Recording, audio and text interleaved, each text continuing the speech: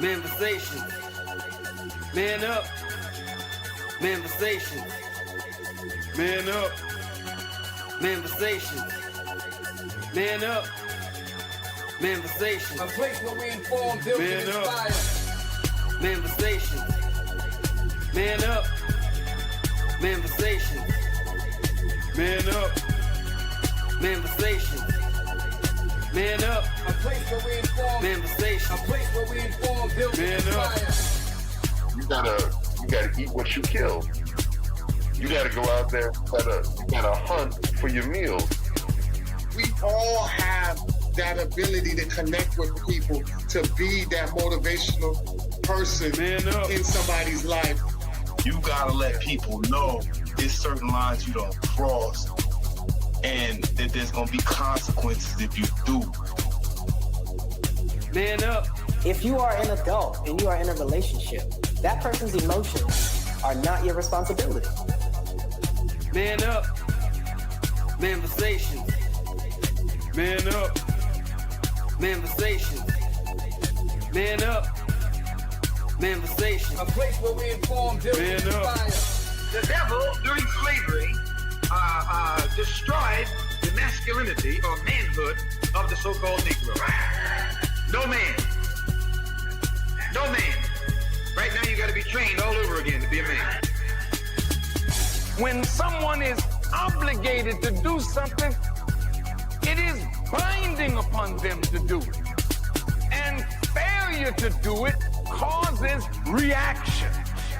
Man up. Position make you rich.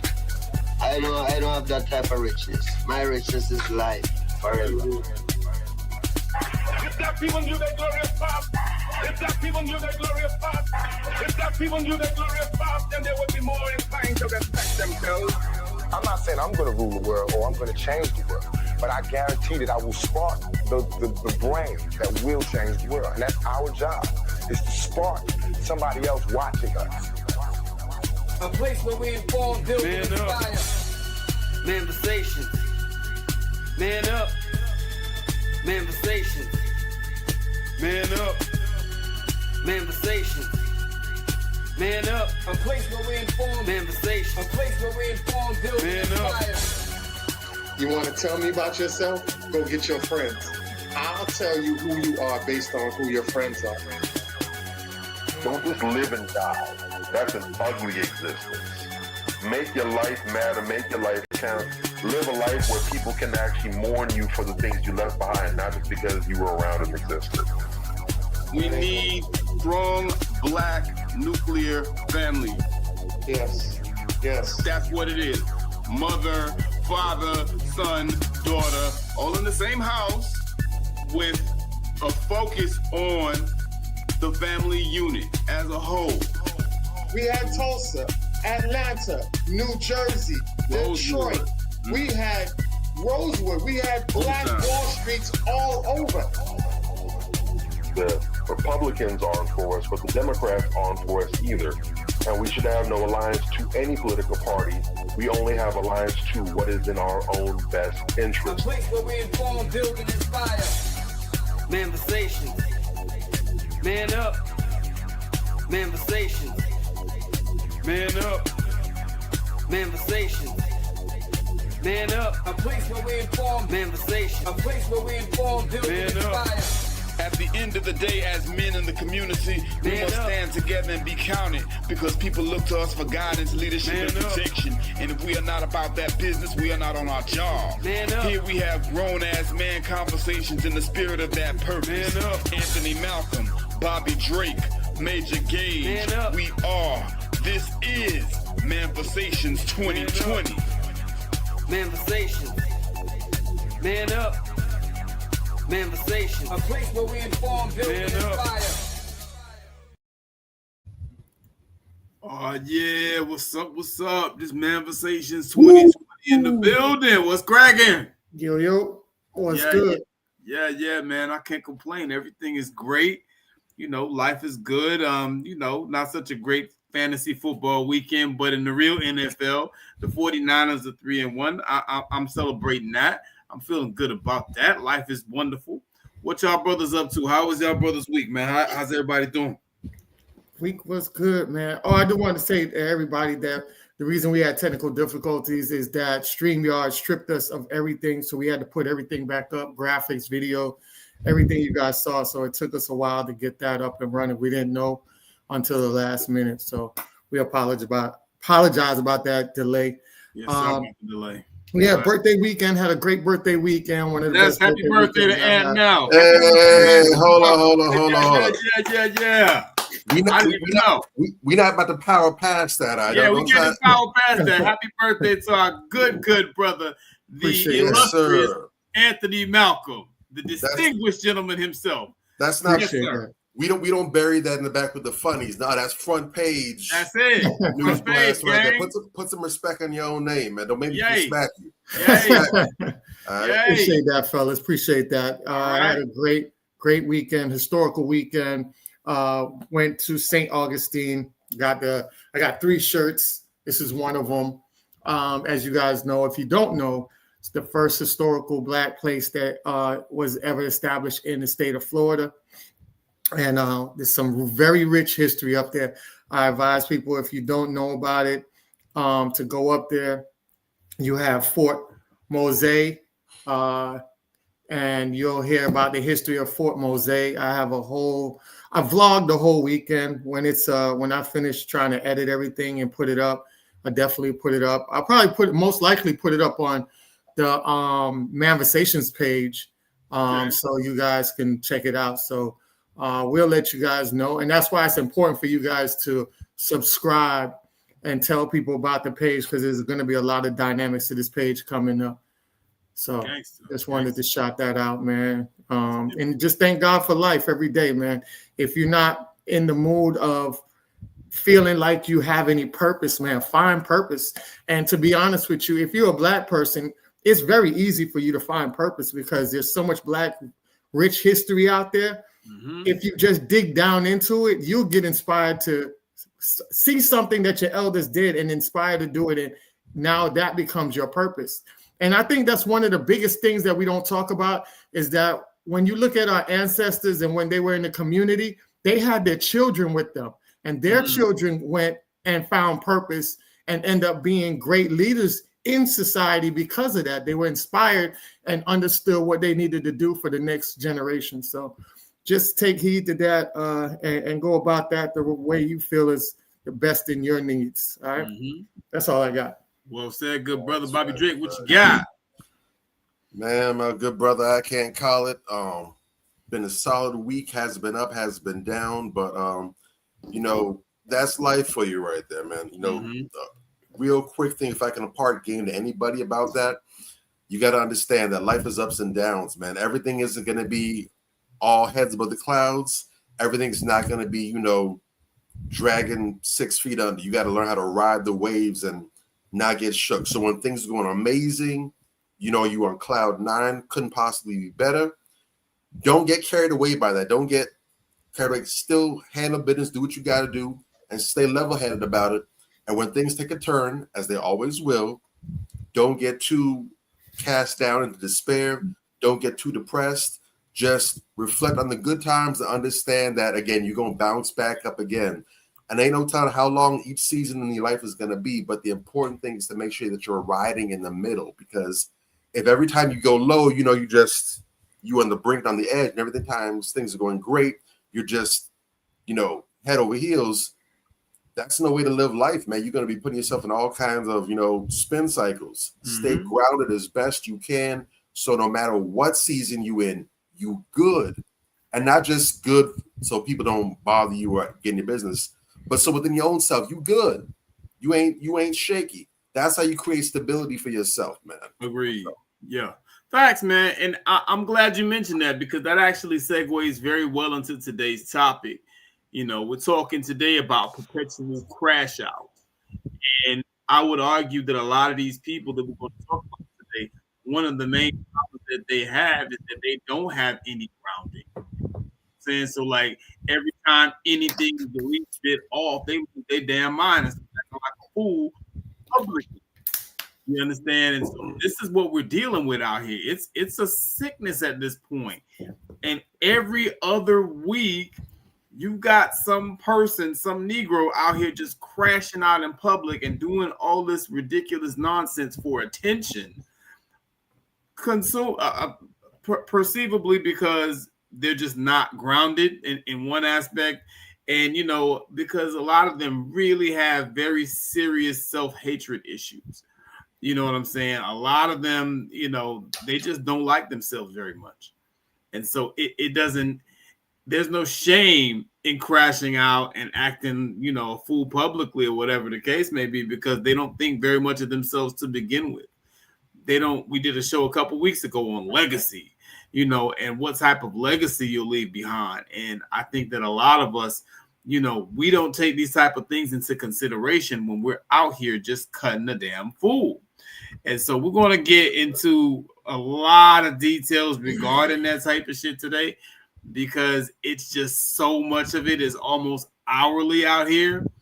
And, you know, we really got to discuss it because, you know, I know some dumbass is going to ask this question, so I'm going to answer it for you. The reason why we care about it, why you care? Why it bother you so much? Oh, you know, the plantation niggas going to come with that bullshit. It bothers us so much because these people are very influential. And not even talking about just small children, but grown-ups.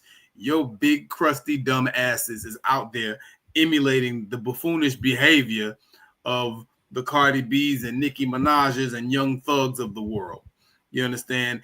And you don't have the wherewithal of the presence of mind to know how damaging that is. And so you have to be reminded. It's almost like the intelligent people in the room have to correct you. They have to scold you as a small child because that is the way that many of you behave. So we're going to talk about that in detail. I think I want to set it off today with this fool. This guy right here, Young Thug, boy, he is the gift that keeps on giving. You talk about Perpetual crash out. The first time I ever knew who Young Thug was in an interview where he said something stupid.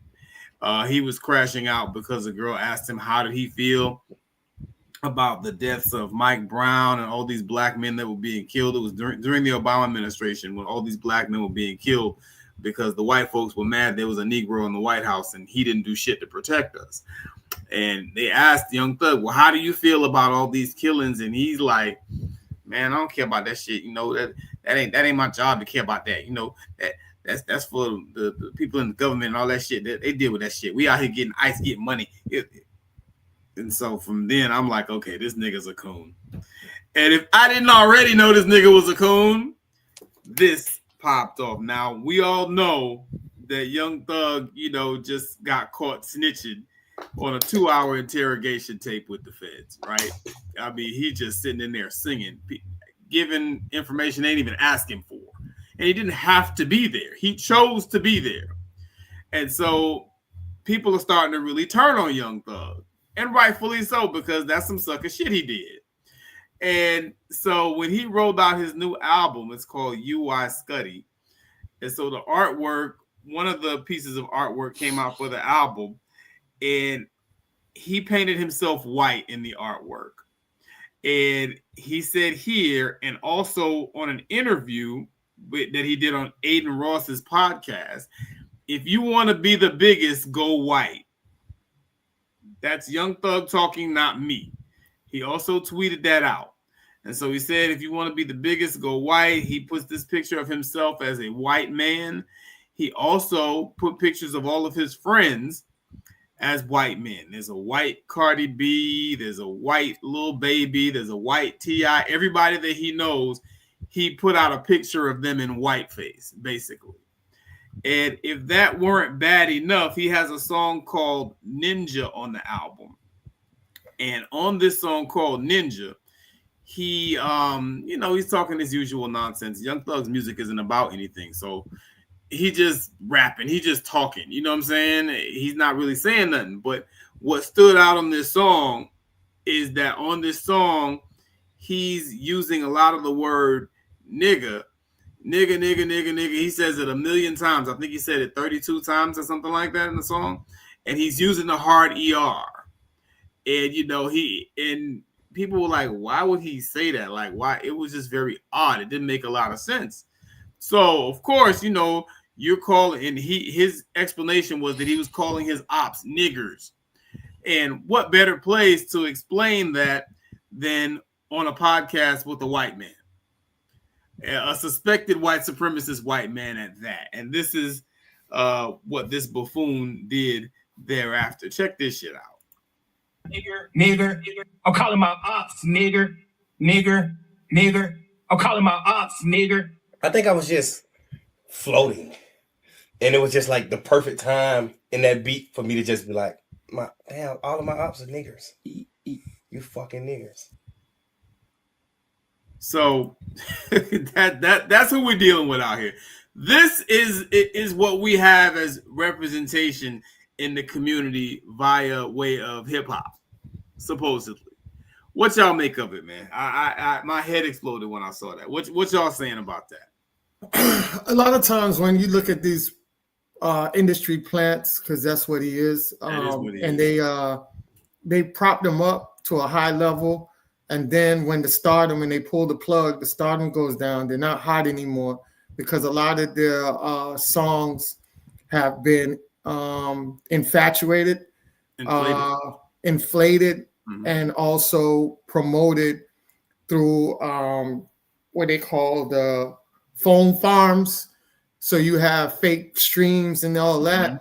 Mm-hmm. So it's easy for them to make you and break you. And what happens is that a lot of these industry plants, they don't have any other talent besides to use that money to branch off to even build a community or whatever the case may be. Mm-hmm. They out there just don't know what's going on because now you don't have the stardom no more and you feel worthless. And once you feel worthless, it's like now anything you say, you have to say any and anything and do anything to try to keep your name in the media to highlight yourself. Otherwise, mm-hmm. from that, you have nothing to stand on. So I think a lot of these people are crashing out, and that's why mm-hmm. you perpetual crash outs because of that, because they don't have anything else to stand on. They have no substance or anything in that form or fashion. So I don't pay attention to these industry plants, and a lot of y'all need to stop investing in these industry plants because really the little bit of opportunity and attention you give them is really not going to, it wasn't really there to put them up in the first place. They were already selected to do that. And like I said, you got Lil Nas X. They pulled the plug on Lil Nas X. The man only had one song, mm-hmm. and that was it. Then he started to do some crazy out the box thing, thinking that was gonna, and it ended up backfiring. And now what? He walking down the street, he's kicking cops, beating up cops in his drawers, crashing out.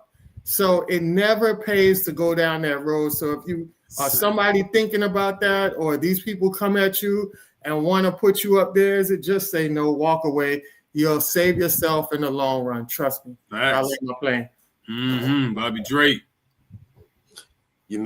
This kind of thing just shows exactly why it is dangerous to be talentless in the first place. Mm-hmm.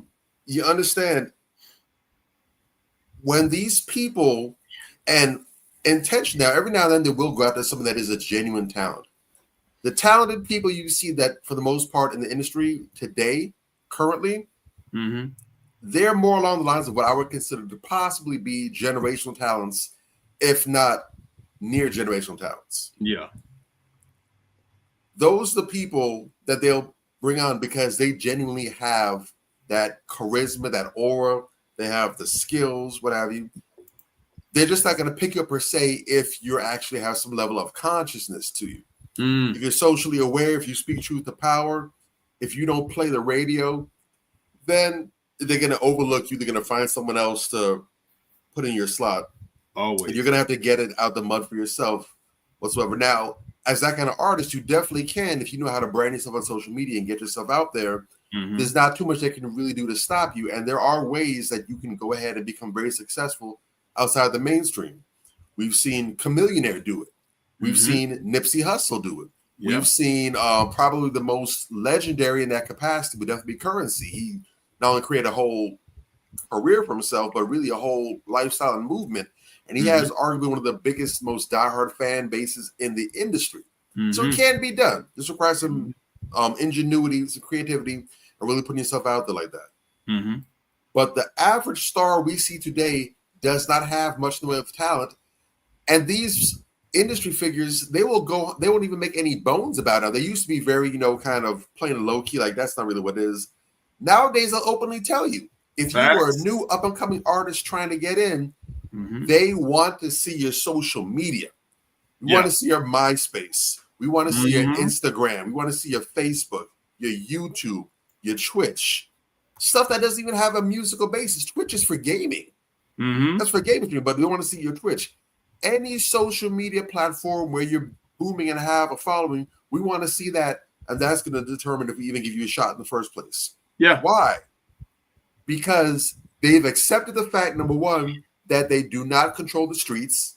The streets will always determine what is hot. They cannot artificially manufacture real buzz. Number one.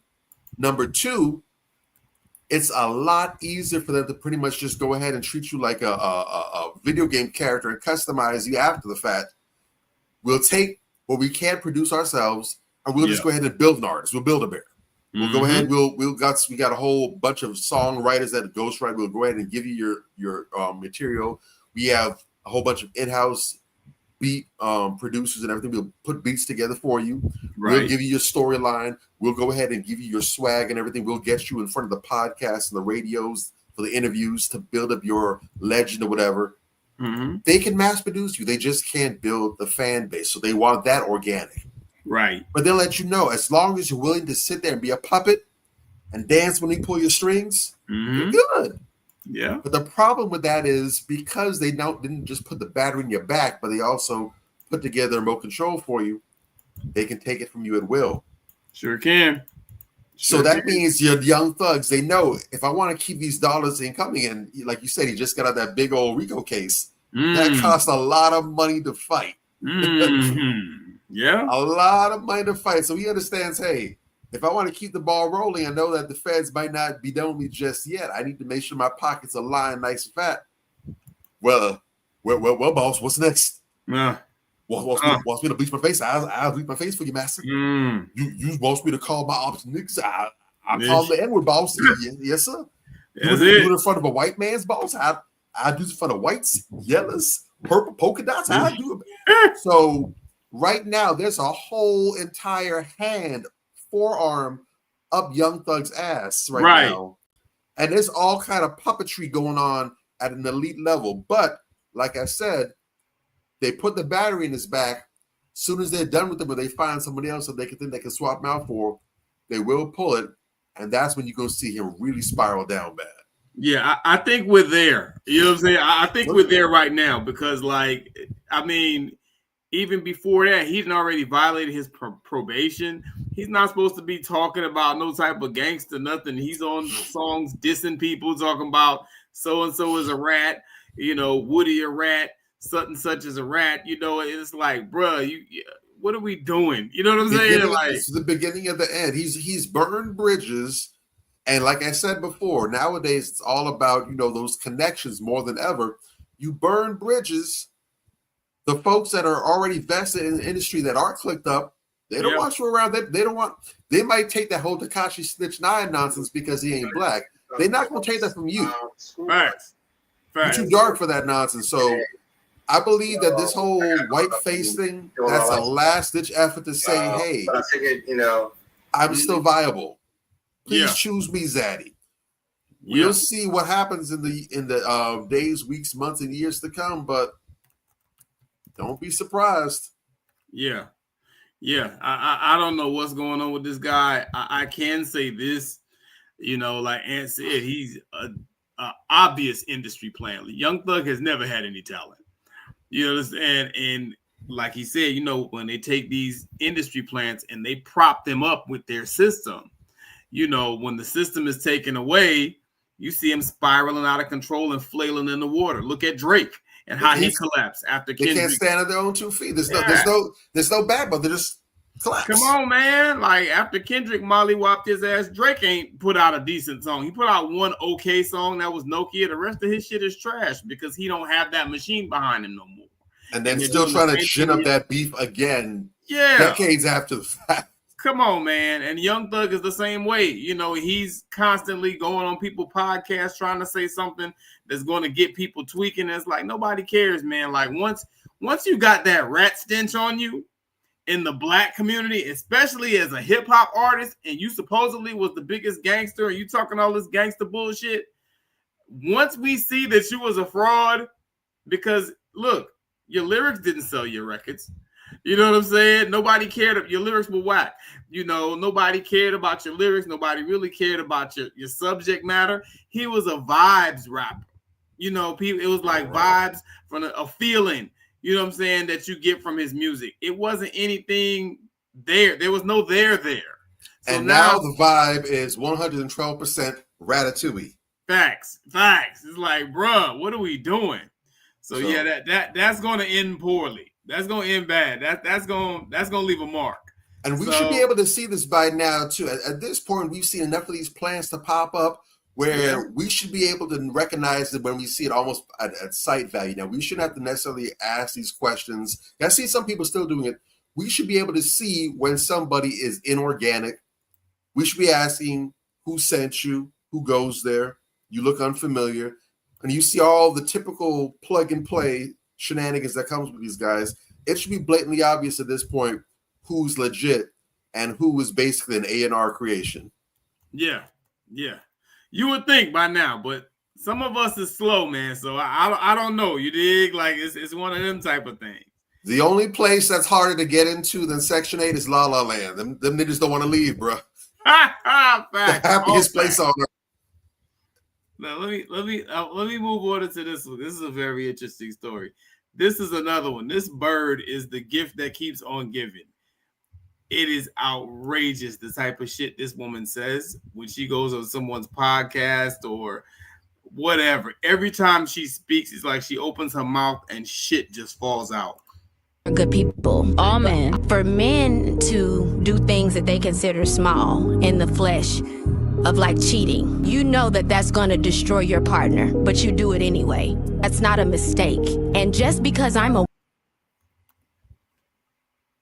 What the hell? I didn't stop it. Let me try that again. Good people, all men. For men to do things that they consider small in the flesh of like cheating, you know that that's going to destroy your partner, but you do it anyway. That's not a mistake. And just because I'm a woman, I'm supposed to accept your betrayal. Have you ever cheated in a relationship? That's exactly what I was about to ask. Yes, I've cheated. I'm asking right now, black men to really step up for black women and create families. It's really not cool. Black men are attacking black women. And it's not a cool, they're not creating homes. They're creating babies everywhere. It's not cool. And I'm asking you, other successful black men, you have to set an example as leads. Black women are where you come from, this and that. So there probably isn't any sympathy for you and just life happening because there's so many other things around you going on that are not fair to black women. What is going on with the black family? You saying you're not doing relationships at all? I don't know what I'm doing, Fred, because I'm not with none of it. But what you are with, though, friend, you did say that you love you some white men. I love me a white man. And I gotta know, like, I love a white man. I ain't never had a white man. Well, so you what need is to it try like? it out. You need to try it out. What's your experience? Let me tell you this. And people are going to be so angry with me in this sentiment, and I don't give a f. I will be your problem. I'll be your problem. The thing is, love who loves you. It doesn't matter their race, color, or whatever. So, I mean, there was so much bullshit in that montage. I don't know where to begin. You know what I'm saying? Because somebody like K. Michelle First of all, the first thing that she says is that I don't think men are good people. And then she goes on to specify all men. Whoa. I don't believe men are good people. Well, shit, if that's where you're starting from, you're not going to go very far. I mean, goddamn, I don't believe men are good people. And then she says, all men. And then she proceeds to talk some other bird babble about, you know, just men, just toxic bile, just talking about how, you know, men will cheat on you and they know that's going to destroy their partner and they do it anyway. And then the guy asked her, well, have you ever cheated? Yeah, I've cheated before. The fuck you talking about? She's so dumb. It's fascinating. And women sit there and listen to every word. Yeah, girl. Yeah, girl. And that, you know what that makes you? Yeah, exactly. You know that makes you just as dumb as she is. She just sitting up there just babbling. And then in the next clip, she's talking to Cam about how, the black men's are destroying families. They're not creating families. They're just creating babies and they're attacking black women. And it's like, bitch, you know how many black men you've been with that you haven't created no family with? Have you ever been married? You understand what I'm saying? Like, because that's how it starts. And people don't like to talk about that because you got so many baby mamas out here and you got baby mama culture that has become a thing that has become accepted in society. And at the end of the day, you can't be out here whining about a culture that was created that you are a direct part of. You ain't married nobody. You having babies out of wedlock just like everybody else. You understand what I'm saying? Now, if you use a little common sense and require to marry before you carry type of deal, maybe you wouldn't be getting your heart broken all the time. If you stop talking to these toxic ass men, didn't K. Michelle used to date R. Kelly? Fuck out of here. What are we talking about? Really? You stop dating all these toxic ass men, then maybe you'll have a different outlook. You'll have a different perspective. And of course, right after they throw black men under the bus, what do they all say? I loves me some white men. The white men love me, girl. The girl.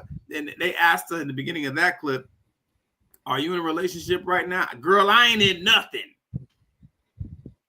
But, I love me some white men. So you just fucking white men. You're not even in a relationship with nobody. But you up here talking about how poorly men conduct themselves in a relationship capacity. She is arguably the dumbest woman I've ever heard speak. What you say on that, man? It's wild to listen to her talk. She never makes any sense. She doesn't even try to be consistent. What you got?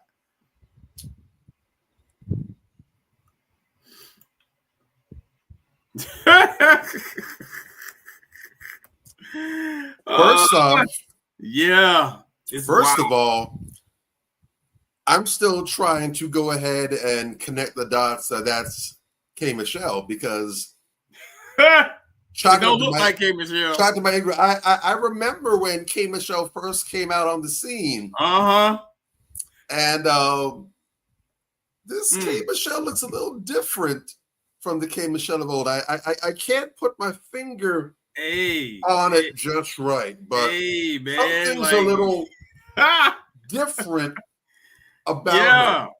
She a whole different person with them big old horse teeth. A whole different person.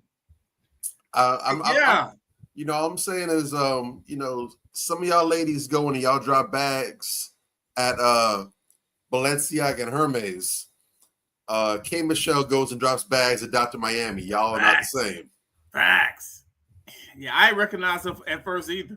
I'd say, but she's interesting, and I'm fascinated by this because ever since I first became aware of it, I'm just hyper focused, and it's like I had this experience for the first time that I could imagine, and I started realizing it applies to other things too. When I first had to rent a Jeep, I got in a car accident, and my car was in the shop. Yeah, and so I had like a Jeep Wrangler I was pushing for like about 2.5 weeks. And before then, I never really paid any attention to Jeeps. It was never a car I really liked specifically. But I was whipping that thing for 2.5 weeks, and I'll be damned if while I had that car and ever since, I can't stop seeing Jeeps everywhere I go. It's like I'm hyper focused. I'm so hyper tuned now, not intentionally, but everywhere I look, I see Jeeps now. Yeah. And I know they've gotten popular recently, but I know they haven't gotten so crazy popular now just because I was in one. But it's because Jeep became significant to me for a purpose, for a point in time.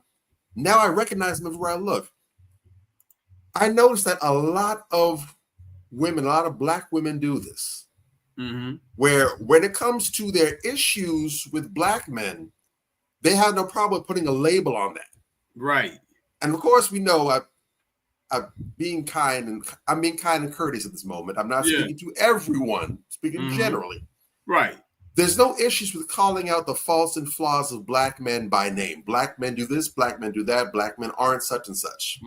And there's no issue when it comes to giving praise and acclaim and laud to white men. White men are amazing. White men are such XYZ. They're great. This, and the third. Yeah. The issue I notice, it tends to be an issue with the flip-flop. Some are so hard-pressed to give Black men credit for anything that you seldom hear from the lips.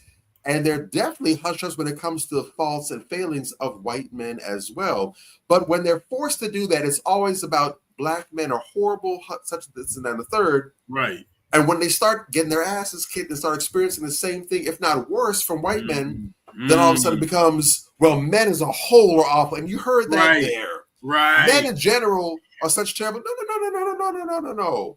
Because before it was all good a minute ago. White men were sunshine and roses and, Boys to Men played, and it was a ribbon in this, all the wonderful things with white men. But when they crush your hopes and dreams and you realize the grass really ain't greener over there. In fact, the grass is actually a hellfire. Now it's men in general. No. Let our Caucasian brothers from another mothers, let them get their day in the sun too. No. Yeah. But they pick and choose with that. Very disingenuous.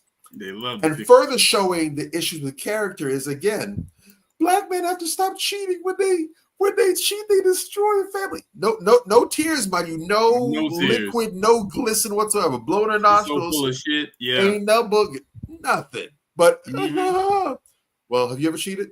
Oh yeah, I've cheated too. So you see and get to understand the pathology.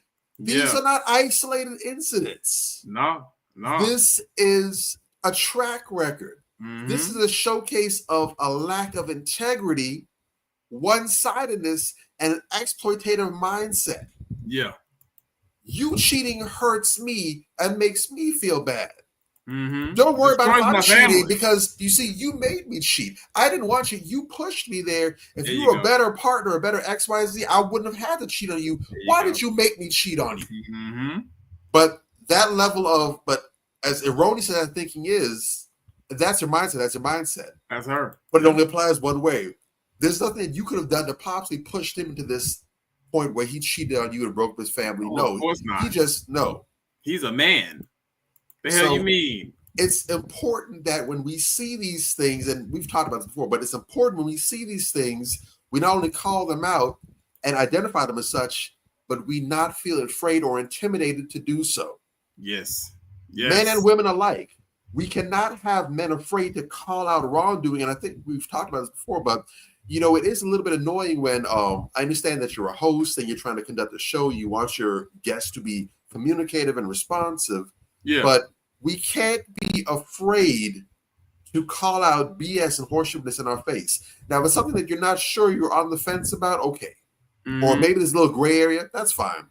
But when someone is saying something that is blatantly wrong or blatantly off, we can't let that be a fact. We can't let that be ball one or strike one, strike two. No, we got to knock down the park. Hold on, let me pump your brakes. I don't want to be rude or even combative with you, but I need to press you a little bit for what you mean, or you don't think there's something off.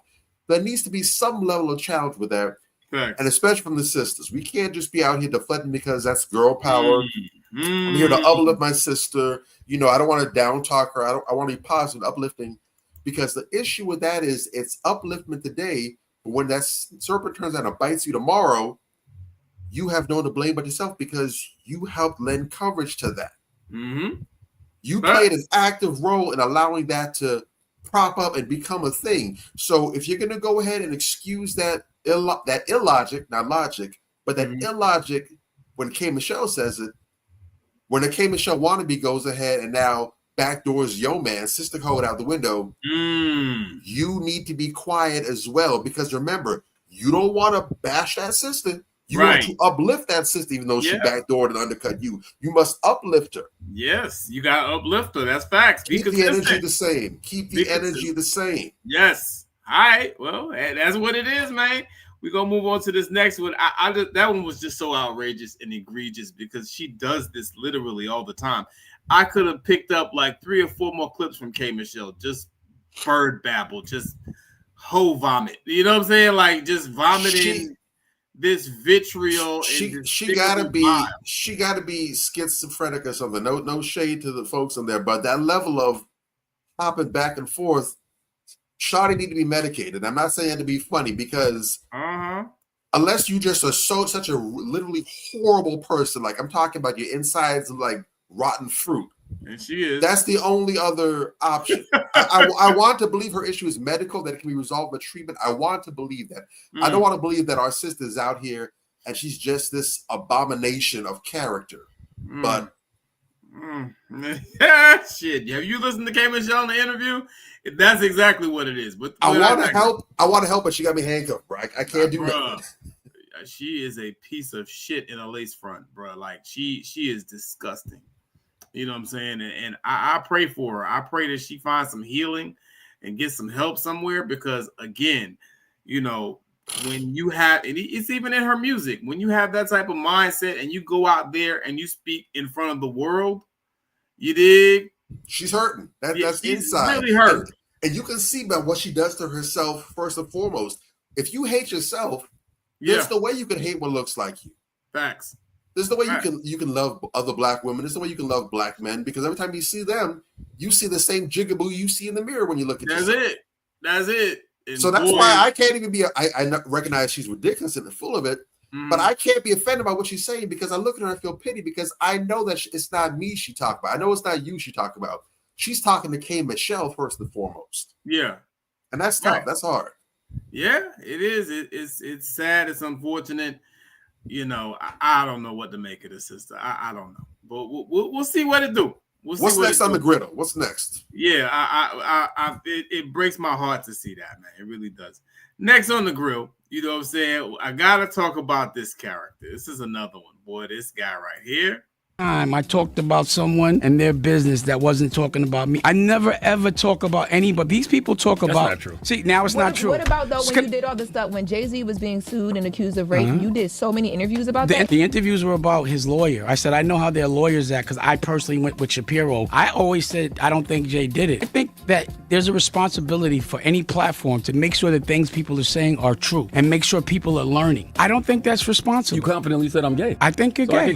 I said it in your face. I don't care if you say I'm broke. And I say you're broke in your face. And I think you're broke. I don't care. That doesn't hurt my feelings what another girl thinks.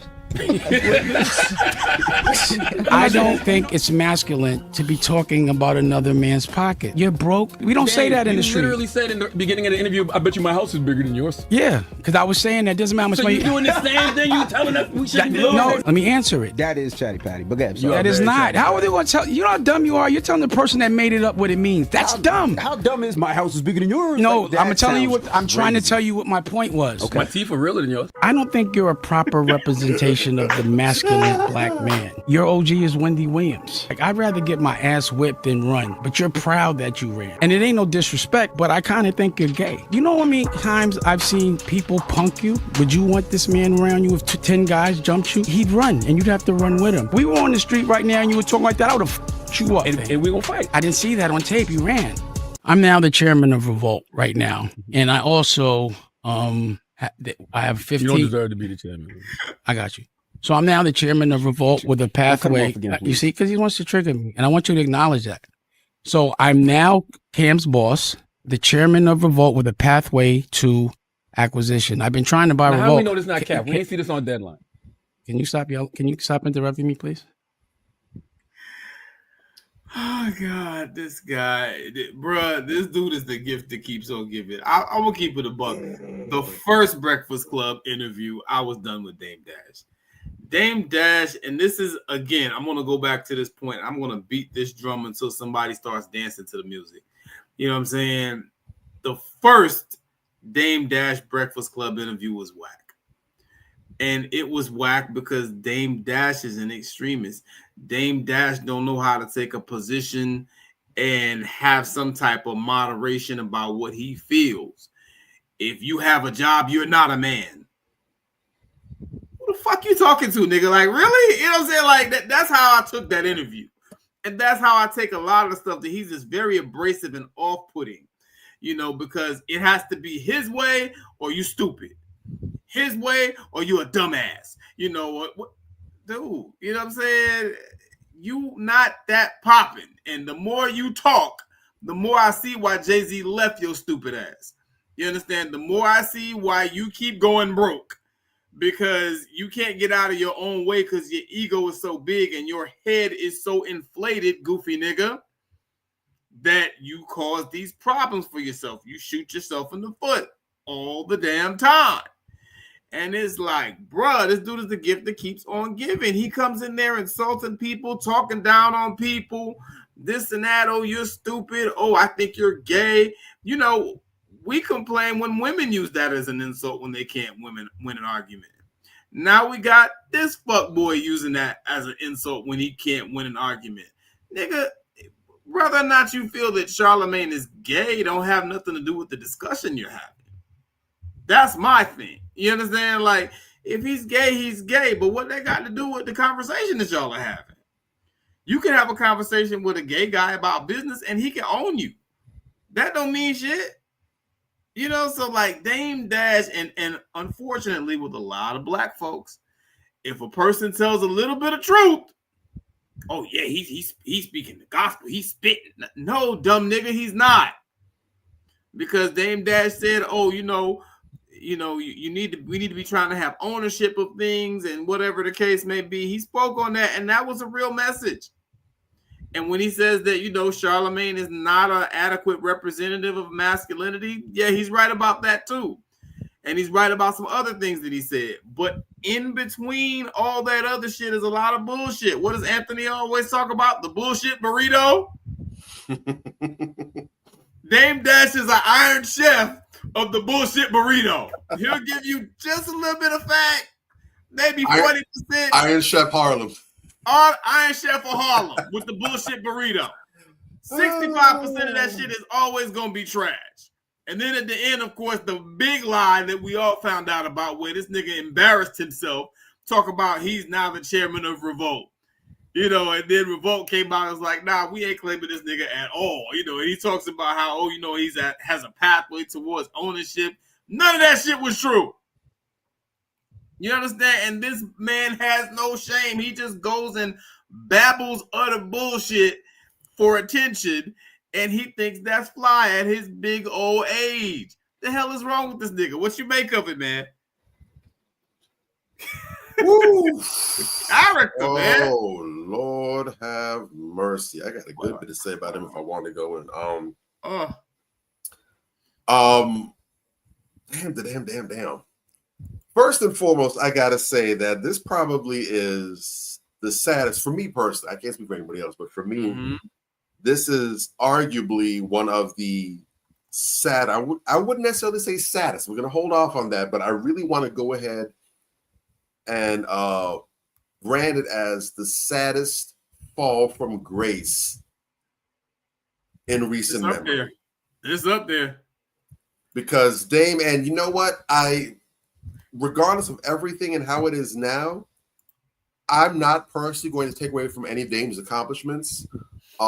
Dame has definitely solidified himself as a hip hop mogul. Absolutely. He went ahead and really in the golden era of the rap hip hop game, when you had so many elite level talents at different levels from the mainstream to the underground, he really did a great job of solidifying himself, being a presence in there. And a lot of we heard, to a degree, involved. Now, what the extent of his involvement was, I can't say, but he was definitely there and he definitely had the recognition to be in those places and in those rooms. Tip my hat to him. Definitely done a lot of successful business ventures as well too. Yeah. The biggest issue I think is it would seem as though Dame has, like anybody and everybody else, has succumbed and started succumbing to the ultimate OG, the only true ultimate GOAT, Father Time. Father Time undefeated. Facts. Father Time got a record that not Mayweather, not John Jones, not Anderson Silva, not any GOAT of any sport, of any industry you could think of. Yeah. You can add them all together, multiply their records by infinity. Father Time done whooped all their asses because nobody can be hot forever. It's impossible. Yeah. It's impossible. Dame has done his thing. He's left his mark. It's indelible. And he's phasing out. And the time will come for somebody else to come in and to pick up where he left off and to be successful in that vein. Right. The problem is it appears that Dame don't know how to let go. Yeah.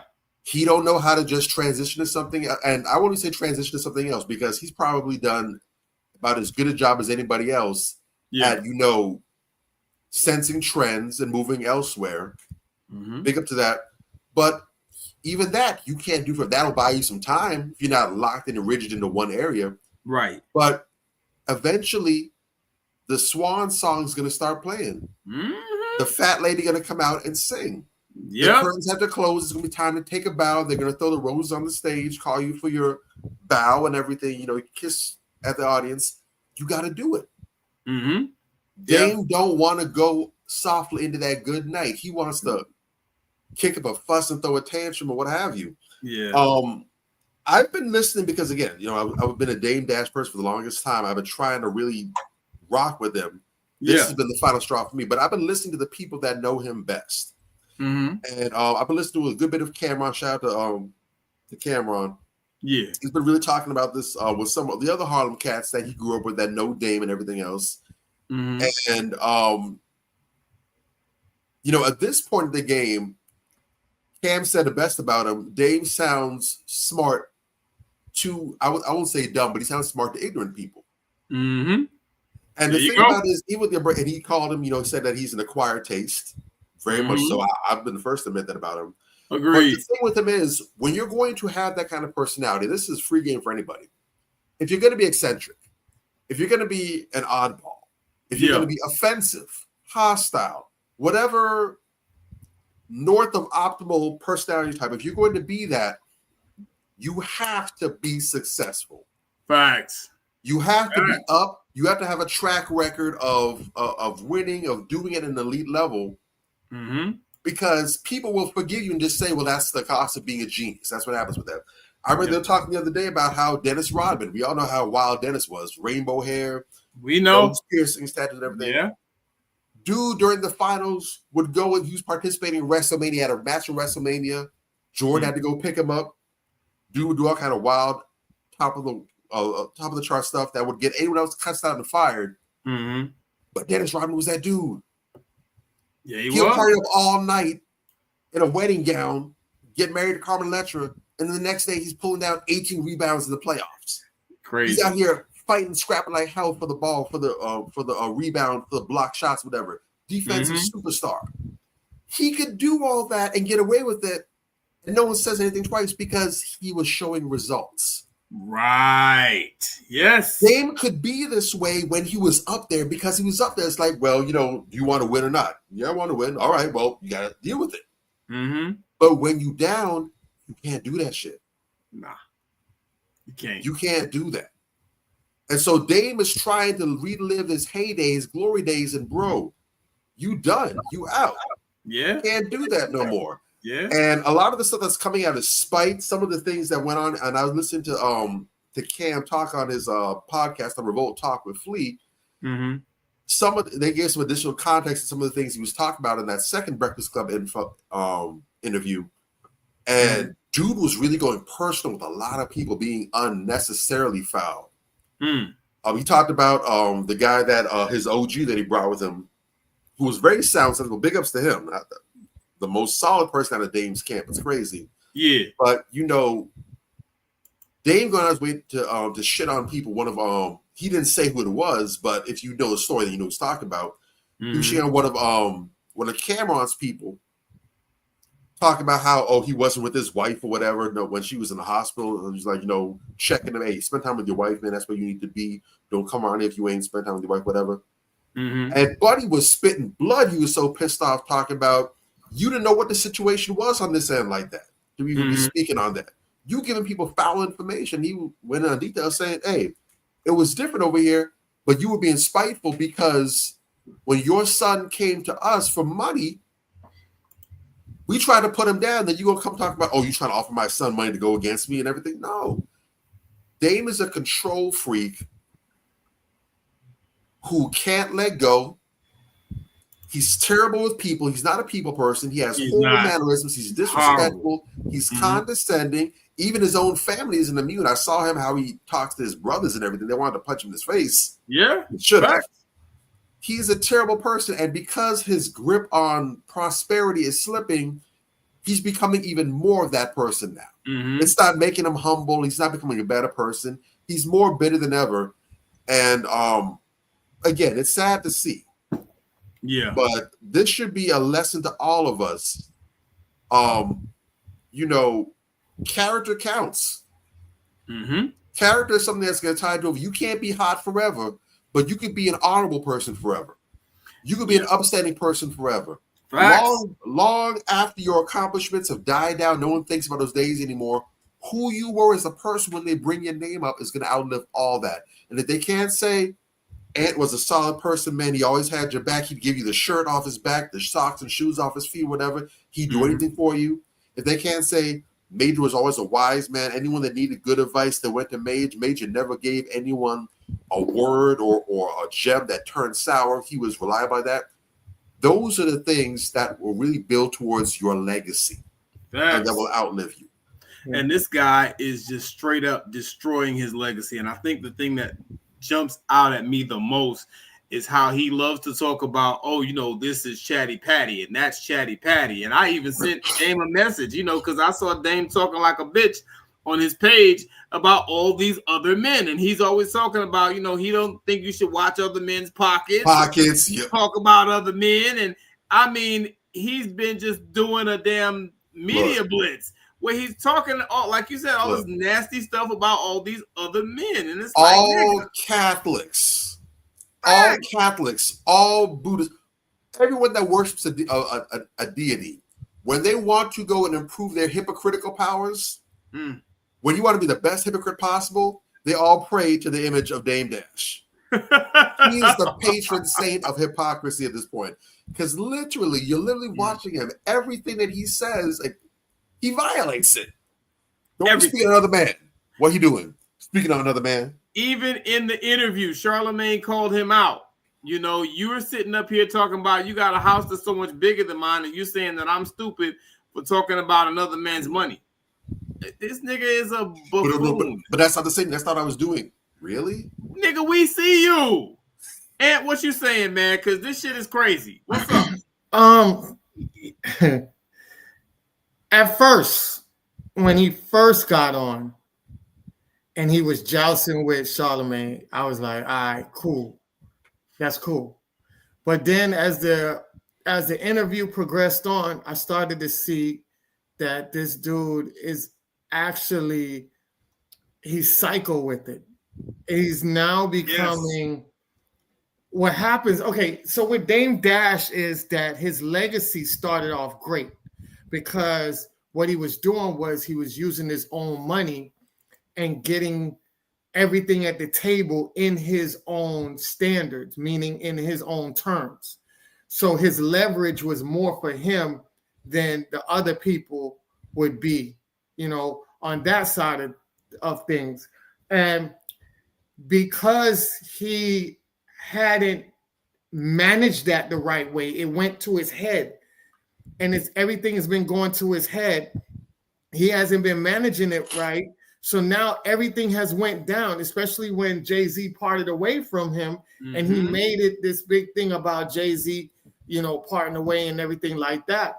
But the thing is, he saw where your flaws were, and he was like, nah, I'm not going to ride with this. Let me do my own thing. Because even when he started out and wanted to be the head honcho, everybody to look up to him, that Neo complex syndrome going on in his head, he wanted everybody to worship him and look at him as he knows everything.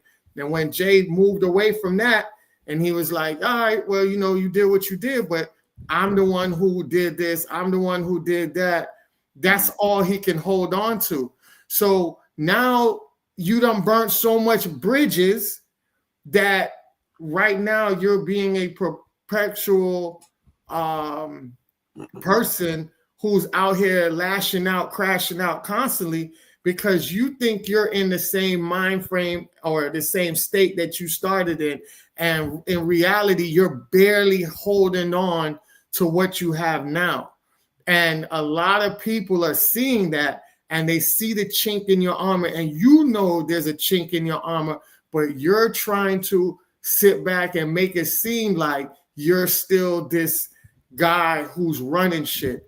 And the only thing that he can hold on to is the fact that he uses his own money instead of getting other people's money. So now I know that I have so many weak areas, but hey, I'm a boss.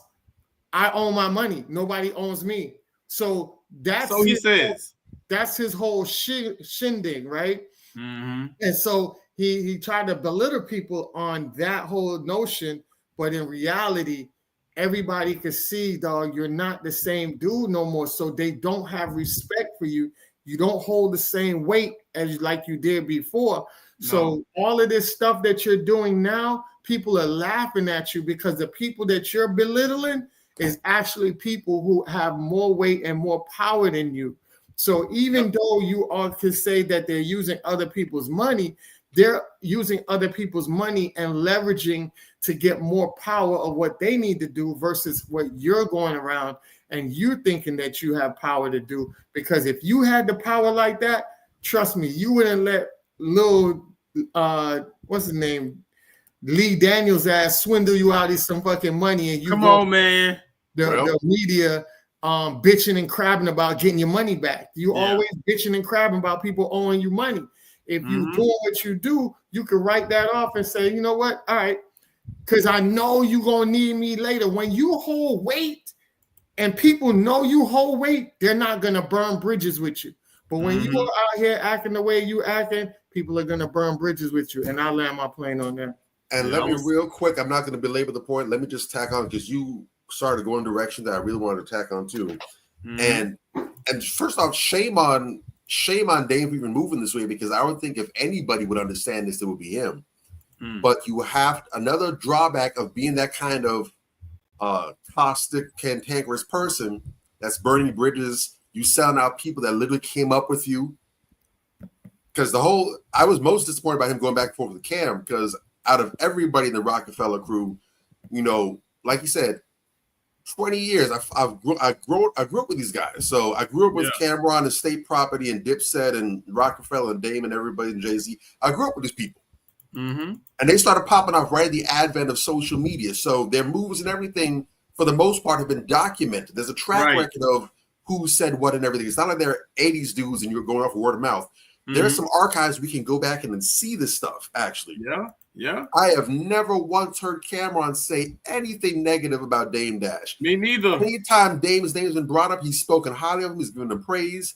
Even when Dame's name wasn't brought up, Cam would bring it up, and it was always acclaim and applause and commendation.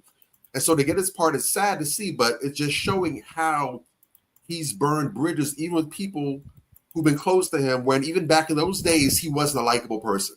Yeah. Be careful when you're on top or when you've been to the top and people see you on the decline because we know that the predators come out, the wolves come out. And we've seen what's happened to people who are already at the peak of their game. Accusations get made, allegations. When the hyenas see you on your last leg and you look wobbly, a little disoriented, you don't got much longer now. They coming. They start getting bold. They start taking their test shots. So right now, Dame is at a point where more than ever he needs to have those people that's been with him from day one insulating him, having his back, watching his six. And instead, he's pulling his Johnson out and pissing all over everybody. It's crazy. It's crazy. And if he ain't careful, a hyena come up and bite that Johnson right off, and he ain't gonna have nobody around to even care about him. Hey, Cam, man. Hey, this crazy, man. You not gonna have my back? Hey, who's named that? Who's that Dash? That. Oh, come on, don't be that way, man. Man, no, you the CEO of Debt Jam, right? Yeah, go handle that. Yeah. It's dangerous to be the only person out in the Serengeti. It's dangerous. Facts. Well, we'll see what happens. Watch this space, because a fool in this dough soon split. And that looks like it's happening. It's going to continue happening. And before, we get too off into the weeds, man, we gotta go into this, man. This is heartbreaking, man. As much as I hate these two, I'm saying it's heartbreaking to see two people destroy themselves like this. You understand what I'm saying? But we gotta talk about it, man. We gotta talk about it. Our good friend Nicki Minaj and Cardi B are going back and forth. And Nicki set it off. And my thing is this, man. I'm going to keep it a buck. A lot of the shit that they said, I don't give a fuck about. It's just hoe babble. But this right here, I got a problem. This is something we got to address. When you start attacking a 7-year-old girl and calling her a roach and a monkey, Culture, you a roach and a monkey like your sister. That's what Nicki Minaj said about Cardi B's daughter. Album flop, pussy flop, never want to fight, outrang you in your own gang, shut the fuck up, come fight, sympathy baby, couldn't pull 228K, abort mission, do something. We in New York, heavy on it. Culture vulture, talking about Cardi's daughter again, you ugly too. Barney Dangerous, Bodega Barney, what up? Your sister can get that chest caved in if you pregnant with another monkey or roach right now. For entertainment purposes only. Cokie B, please don't sniff coke with baby number 4 and 5. Word to Carlos. This is, bruh, what are we doing here? Like, when you start attacking children, I draw the line on everybody with that. That's why to this day, I like Cameron's show, but I don't really fully subscribe to Cameron for this very same purpose. Because when he was getting into a beef with Nas, he dissed Nas's daughter. And Nas's daughter was still underage at the time. Nas has forgiven him, and I still haven't forgiven him. That was some whole shit. You know what I'm saying? And the shit that he said about Nas's daughter. Take your daughter, R. Kelly, have my way with her face?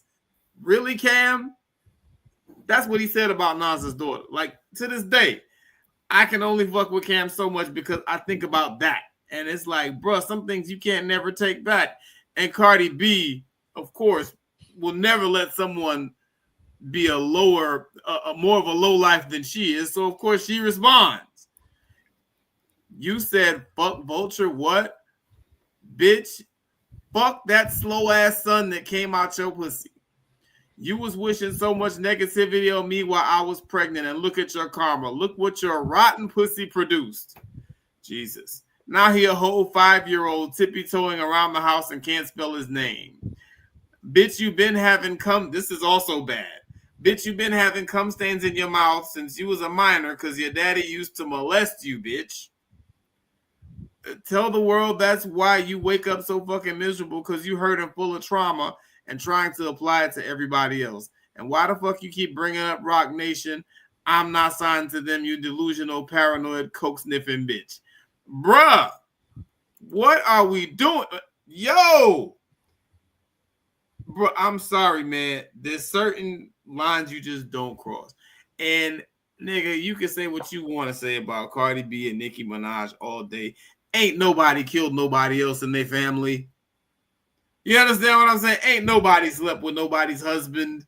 You know, it is nothing. My point is, there is nothing that either of them has actually done to the other, where they have these irreconcilable differences, where it had to be, I hate you, and I'm wishing death on your kids, and I'm going to make fun of your rape and make fun of the fact that, you couldn't have kids or whatever. What the fuck are we doing? And then if that wasn't bad enough, they both issued bullshit apologies. Nikki's apology: dear culture, truth is, I did all this for a bigger purpose, and one day you'll understand. Mind you, she's been talking shit about, that was just a small smidgen of the shit she's been saying. But she did all this apparently for a big purpose. You're a cute child, and lots of kids have cute little funny looking gums before they grow into all of their other features.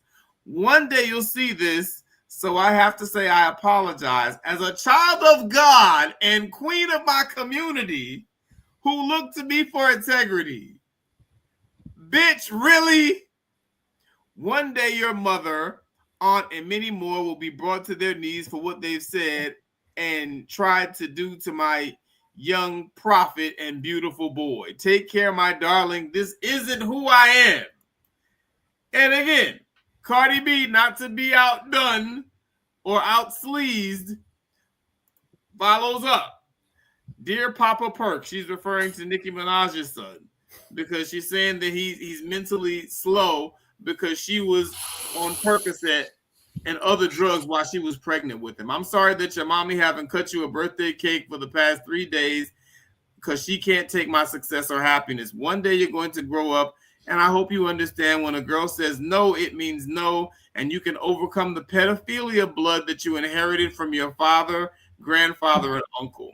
Please don't hate me when you grow up, because your mommy rather give me more attention than she gives you. Hopefully when somebody that cares about her puts her in rehab and get her the help she needs, she come out and read you a book. Nigga, what are we doing? What the fuck are we doing, bruh? Look, I'm all for battle rapping. I'm all for battle rapping. I'm all for because this is what we're supposed to be. These are two rappers. These are two MCs, supposedly. You understand what I'm saying? I mean, exactly. Poor God God is out here catching straight bullets. What the fuck is this? I know. As soon as that drop, guys, with that like, dude, get into this. Wait, yo, this bro, shit is what? crazy. And speaking of catching strays, I want to hit one more video before we go into this. I saved this for last because we got to talk about this for a minute. This shit is crazy because we actually have some audio from Cardi. What she say? What she say? Why you want to act dumb? Why you want to act dumb? I really don't know. You don't know? I'ma show ya. I'm not Lotto. I'ma beat her the fuck up. I'ma knock her the fuck out. Oh yeah. I'ma beat her ass. I'ma get riot beat up by my niggas. Y'all gonna see what the fuck is up. You think I'm fucking pussy ass Lotto? Cardi, tell me what's that? Yeah, I don't know. I'm on vacation. Bro, I don't gotta fucking tell y'all shit that she said because y'all know exactly what the fuck the bitch said. Put on the phone right now. Put on the phone right now. Put on the phone right now. Could you pass an ice by James so they can speak? She about to do this Empire State Joint. Nah, she about to get. Oh, she in New York? She in New York? Tell her to link up. Tell her to link up. Tell her to link up. Tell her to link up. Where y'all at? Where y'all niggas is at? Where y'all niggas is at? If full-blown hood monkey was a person, bruh, like, dude, what are we talking about? And I thought only black folks were supposed to be ghetto. That's some of the most ghetto shit I ever heard. You understand what I'm saying? And she is not black. She just now decided a few months ago that she was Afro-Latina. Fuck that. I've never known Cardi B to acknowledge herself as a black person. You understand? And it's like, bruh, y'all got to stop inviting everybody to the goddamn barbecue, first of all. You understand? Like Cardi B, and then she's nigga this, nigga that. Where the fuck y'all at, nigga? Where the fuck y'all at, nigga? Somebody should have kicked her in the mouth the first time she said the word nigga. A black woman should have kicked her ass in the mouth off rip. You don't get to say that. You understand? But I mean, bruh, she's clicking on the phone because supposedly Ice Spice said something about her, whatever the case may be. And it's like, bruh, there's no way whatever she said require all of that as a response. You know what I'm saying? And that was a leaked phone call. It didn't come out, but like, I mean, she's crashing out all the time. That's how we found out that she allegedly used to drug men and rob them and have them raped by transsexuals and record it so she could hold the evidence and use it for blackmail. That's how we found out she was crashing out. The first time I really heard a video from her, you know, outside of rap, that's what it was. Bruh, why are all these unhinged people running around, and why do we give so much time and energy? Not us, we don't listen to their ass at all. You know what I'm saying? But I'm talking about these bird-ass females that follow them and love them and embrace them. I blame them. Nicki Minaj, that bitch really thinks she can go out and talk shit about people's kids because these bird brain ass females follow them into their 40s, out here attacking people, making personal threats and making death threats because somebody says some shit they don't like about Nicki fucking Minaj. Who the fuck is Nicki Minaj? What the fuck is wrong with y'all? And Cardi B, same thing. These are just people. They're rappers, bro. It ain't that serious. You know, and I blame their fan bases for a lot of this delusion with this bitch Cardi B on the phone. She sounds like fucking Tony Montana. You ain't bad, Cardi. Fuck out of here. Like, she sounds like she ready to kill somebody. And people, again, you know, people worship them like gods. And so I think that they're taking it there, whereas they feel like they can say or do anything, and it's not going to be no repercussions. You try the wrong bitch, somebody going to beat your fucking ass. And it will be wonderful. You know what I'm saying? Because I feel like some people just never had that last ass whooping they need. You don't never talk about nobody like that. You never talk about nobody. You're going to bring God into it. Nicki talk about how her people look to her for integrity and morals. And she references God several times. She must be in the special ed population. Yeah, how godly she is. Man, get the fuck out of here with that bullshit. Oh, don't forget, her son is a young prophet. Her son is a young prophet. Bitch, why? What are you talking about? It makes my head explode, man. What y'all got on that? We had to talk about this. This is outrageous. So when you look at how women in general operate, there's a competitive spirit about them and a jealous spirit as well. It's two things that blend in and mix in to a lot of these women's DNA. Yeah. When you go, I tell people all the time, like, I be in these spaces, these women empowerment spaces. I've been into a lot of them. Yeah. And when you go into the women empowerment spaces, they're not really encouraging or really there to support a lot of the women that's winning in those spaces. They're really there to try to gain information so they can overachieve these women. Yeah. So it's always this smiling, you know, with a hidden agenda, this fake smile, fake hugs, fake congratulations, and things like that. And the attitude and the statements they say is just like the last two statements of Cardi B and Nicki Minaj. It's condescending, right? And it's backhanded compliments in condescending ways. Yeah. So if you notice everything, oh yeah, you know, you'll look good once you have grow into those big oversized gums you have. Like, if you're apologizing, you can't apologize and then throw shade in the apology. Facts. You know what I'm saying? So that's the backhand.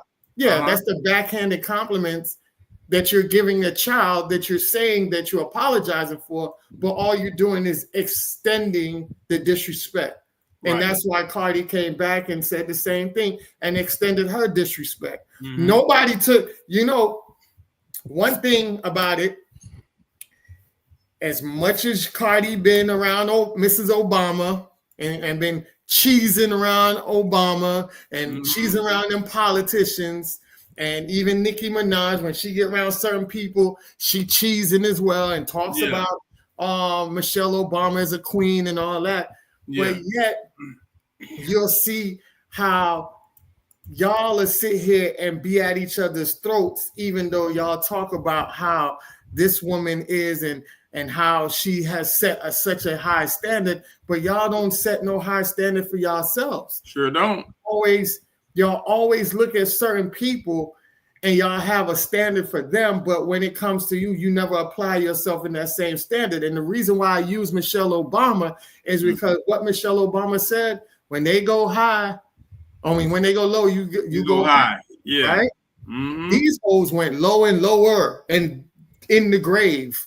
Like, that's the difference when you have the mentality of two hood hoes that started off from the bottom, and their whole mentality is that I want to be rich and I don't want to see nobody else be rich with me.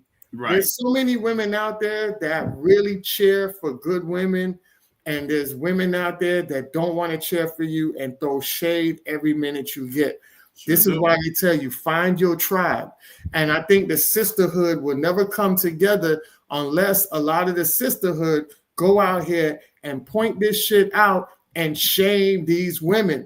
But what happens is, even the good sisters, and this is something that y'all got to take in consideration. I know where you're going. You can't be a good sister when you out here glorifying and even dancing and co-signing a lot of these two main hood rat hoes. You guys are out here co-signing and doing the same shit because you're looking at them and putting yourselves in their shoes. They're your alter ego. You want to portray this good girl, but you would love to co-sign them as your alter ego of how you want to be. So when I see these quote unquote good girls out here playing the Cardi B's in their stories, acting out the little Cardi B, twerking and all that, then I say to yourself, you ain't as good as you think you are. You're just part of the problem. You know what I'm saying? You're also a sheep in wolf's clothing. So you're a wolf in sheep's clothing. Yeah. So I'll land my plane on that, man. No, that's facts. And I actually had a mini discussion with Fee in the chat today about that. You know what I'm saying? It's like, because a lot of people out here, you know, they say they love to gravitate to these people. You know what I'm saying? And it's like, bruh, they're part of the problem. And if you're, like you said, I want to highlight and underscore that. If you're not calling them out and they're part of the problem, you're part of the problem. And if we're not talking about resolving the problem, nobody makes progress. You know what I'm saying? In a dating and relationship capacity, because she was talking about, you know, how men and women want to see the best in each other. Right. So simply put, and I'm gonna get to you in a sec, Bobby. I ain't gonna be too long. Simply put, don't just talk about it. Be about it, bitch. That's the point. You know what I'm saying? Everybody wants to talk. Oh, everybody wants to call it, not even call it out, but everybody wants to talk about what the problem is. It's like the fucking Democrats. They'll talk about the problem to death and don't never fucking do shit to fix the problem. Because they never wanted to fix the problem. Yeah, bitch, fix it. Shut the fuck up and fix it. Unless you're going to change something. All these little bullshit ass podcasts out here, all these little bullshit ass relationship shows and panels and all that shit. If you are not resolving the problem, talking about fixing things, people have to make change. You just flapping your dick suckers, bitch. You ain't saying shit. I'll park the ship. Go ahead, Bobby. What you got? Actual factuals. And what it also speaks to is hypocrisy, because again, we know this, we understand this. The problem is the biggest issue addressed when both of y'all said just now is that people will recognize and understand that, men want women to be their best, women want men to be their best. Problem is, everybody wants the world to change. Yes. But they don't want to change themselves. They don't want to change. Rules for thee, but not for me. Yeah, you have to be better. You have to be better. I think I've done it, but just sit back here and chill and just relax. I don't got to do anything. The problem is always outside of us. And that's why I said one of my biggest personal growth hacks is I always, to some extent, I used to consider it a flaw because I think I did too much coming up. But I've been able to scale that back. I always look inward first. Yeah. Yeah. Before I look at anybody else, before I look at Anthony, Major, Fee, anybody else, let me look at Bobby. Let me see, is this my fault? Is this, I mean, no. Okay. But if this is a situation that I was in, then I was in it. Come on now. If it's an issue between two people, you might be the innocent, so quote unquote, but you still played a role. No two parties can dance without both people playing a role in it. So even if you didn't do it, what was your role in it? Did you enable it? Did you miss something? Was there a flag that you should have caught? What could you have done differently that could have changed the outcome? Yeah. Because far more often than not, there was at least one thing you could have done that could have made a difference. Maybe the outcome would have been the same thing. Or maybe you could have simply changed the probability. Maybe if you stayed the course, there was an 80% chance to happen. But maybe if you did something different, you could have dropped it down to a 60% chance. Yeah. What was the one thing you could have done differently, and zero in on that, and you will have the biggest growth hacks, because we can't control anybody else. We can't control Cardi B. We can't control Nicki Minaj. We can't control anybody else. But we can control ourselves and how we deal with it. And that is plenty all by itself. Yeah. But we know this because I seem to remember my boy Rick Ross, his whole career, he dropped one song lyric. It's not like he has a whole discography full of this. It's not like he has a whole library of lyrics just like this. But he said in one song, yeah, I know you. I put a Molly in a drink and she enjoyed it. She didn't even know it. She didn't even know it. I enjoyed myself. She didn't even know it. One line out of all the songs he's dropped since what? 2006, 2005, whatever. Yeah, and that's what he's remembered for. And they made it a point to we have to cancel him. Made that man lose sponsorships. Yeah. Made that man lose opportunities. And I'm not saying that was a bad thing or a good thing. It hurt but I tip my hat to that. Yes. But we won't see these same people that push for Rick Ross to be punished to do this with either of these two birds. Just saying. Facts. So it's fine when the women are out of pocket threatening children, talking. That's fine to do. That's fine. They're women. But a dude makes a fictional line in a song about a woman that doesn't exist, to our knowledge. We got to cancel him. Yeah. Interesting. And that's the thing. They're so used the hypocrisy. The hypocrisy. They're so used to being treated in this exalted manner that when they're treated normally, it feels like abuse. It feels like an attack, and they expect you to kiss their ass. You know what I'm saying? And it's like, nah, it ain't too many brothers. It's like, excuse me, but this is where we park, bitch, to quote the great Tupac Shakur. Too many brothers is on that now. These guys out here, some of these dudes is extreme. It's like, God damn. Matriarchy raised. It almost has to happen because the women are so out of control.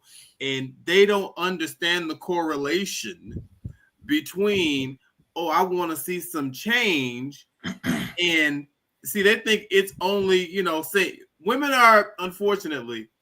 women complain about shit all the time and people come to fix the shit that they complain about. So they think that applies to everything. A woman will be like, I'm hungry. And the man will be like, well, baby, let's go out to eat. She ain't got to do a motherfucking thing to facilitate nothing. All she got to do is say, I'm hungry, and it's magically fixed. It don't work like that in a dating and relationship capacity, at least not no more. Guys are out here like, yo, they're drawing lines in the sand, as they should. Because look, at the end of the day, these two women are extremely toxic. And this type of stuff, mark my words, start counting the days and weeks or months up until some woman's got a problem with another woman and she starts threatening her children publicly. And then mark my words. Oh, yeah. But here's the thing that I don't really like about Cardi B, and I think a lot of women do this because I've seen a lot of women do this, is that when they are pregnant they become more reckless because they understand that I kind of have a protection with my unborn child. I agree. And yep. Yeah, and the thing about it is that you put yourself in a reckless position because when somebody and this is why people don't understand why it's important for you to have good quality men around you or a man that is aligned with you as far as a partner, because statistics even show that same sex have more violence in it opposed to opposite. Yeah. And the reason is Same you have sex two female. women. You have two. Got to specify that. Say that again. Same-sex females, I think you said. Yeah, same. I was alluding to same-sex females, right? Yeah. Because of the emotions. There's no counterbalance in that. Yeah. You know what I'm saying?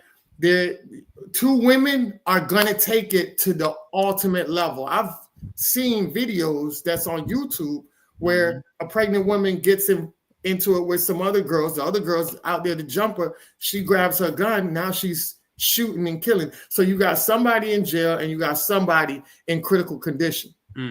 Because nobody takes the time to say, I'm going to be the bigger person. There's no more bigger person anymore, especially when it comes to two women. Yeah. They out there, I'm going to show you, bitch. And just hearing her on the phone and you are pregnant, and people don't understand that when you're in emotional trauma like that, that shit goes down into the child as well, because everything you feed from the nutrients and all this stuff that you intake as well goes into the child. Why you think a lot of children are so powerful when you read to them from the womb before they come out versus you reading to them after they out of the womb? You already give them a head start because they're sucking in everything. You know what I'm saying? So I think a lot of people don't understand that part of it. So for Cardi to be that woman, to not say, you know what, let me get 9 months out and get my child out before I get onto this nonsense. You want to escalate this shit to the point where if you go somewhere and you see this girl, you're automatically taking off trying. And if this girl defends herself, the whole world is going to look at her like she's done that. Because remember, she ran up on that chick at over in, was that France or whatever? This old chick, she did that full pregnant belly trying to run up on the woman. She's like, well, no, let's not do this. You know, we're both mothers, whatever. And she still ran up there trying to push the issue. Because they have that protection that they get where they can be a victim even though they become the bully at the same time. There was a video I saw. Funny that you said that because that actually triggered a memory. There's a video I saw a couple months ago on IG where I can't remember 100% the background to it. It was Derek Grace shared it on his page. Shout out to the brother Derek Grace, gaming up the folks with a lot of good wisdom and common sense that we don't have out here. But I forgot what led up to it. But it appeared as though that there was an argument. I think someone got cut off in traffic or whatever. And it was a woman in a car with a man, and I don't know if there's anyone else in the car with them, but they got their lick back, so to speak, cut in front of the other car, and they were waiting at a red light. And a stop sign. At a stop sign, yeah. Yeah. And the other car kind of pulled up alongside, and they was talking shit back and forth. And the loudest person, it wasn't even the dude driving, it was the woman. She was running her mouth, and supposedly she was pregnant. She was running her mouth, talking all kind of cash to these dudes, grown-ass men that she's going back and forth with. And then all of a sudden, you literally hear, almost as if on cue, they went up,